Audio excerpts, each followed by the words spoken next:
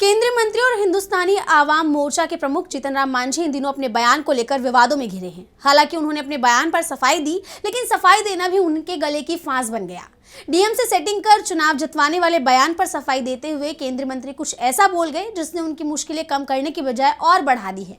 तो ऐसा क्या बोल गए हैं मांझी और क्या है पूरी खबर, देखिए इस रिपोर्ट में। केंद्रीय मंत्री जीतन राम मांझी इन दिनों अपने बयान को लेकर विवादों में घिरे हैं। 20 दिसंबर को मांझी ने अपने बयान के वायरल वीडियो पर सफाई दी, लेकिन इस दौरान उन्होंने कुछ ऐसा कह दिया जिसने उन्हें सुर्खियों में ला दिया। उन्होंने अपनी ही पार्टी के प्रदेश अध्यक्ष को भागने वाला प्रत्याशी तक कह दिया। डीएम से सेटिंग कर चुनाव जितवाने वाले बयान पर सफाई देते हुए उन्होंने कहा कि ना तो चुनाव मशीनरी में कोई दोष है, ना ही अधिकारियों की भूमिका पर सवाल उठाए जाना चाहिए।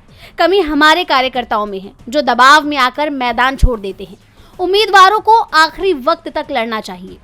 दरअसल हाल ही में जीतन राम मांझी ने एक बयान दिया था जिसमें उन्होंने 2020 में एक प्रत्याशी को डीएम के साथ सेटिंग करवा के विजयी बनाने का दावा किया था। इतना ही नहीं, मांझी ने यह भी कहा था कि इस बार यानी 2025 के चुनाव में प्रत्याशी 1600 वोट से नहीं हारते अगर उनसे संपर्क किया होता तो।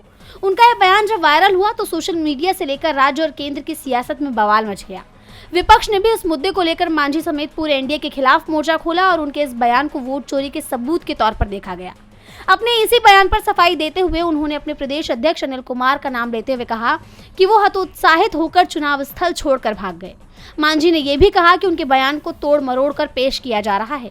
उनका मकसद केवल कार्यकर्ताओं का मनोबल बढ़ाना था, न कि किसी अधिकारी पर आरोप लगाना। मांझी ने अपने पुराने बयान का खंडन करते हुए जो सफाई दी, उससे उन्हीं की मुश्किल बढ़ गई है। अब मांझी की ये सफाई सामने आने के बाद बिहार की राजनीति में बयानबाजी का दौर और तेज हो गया है। डीबी लाइव की रिपोर्ट।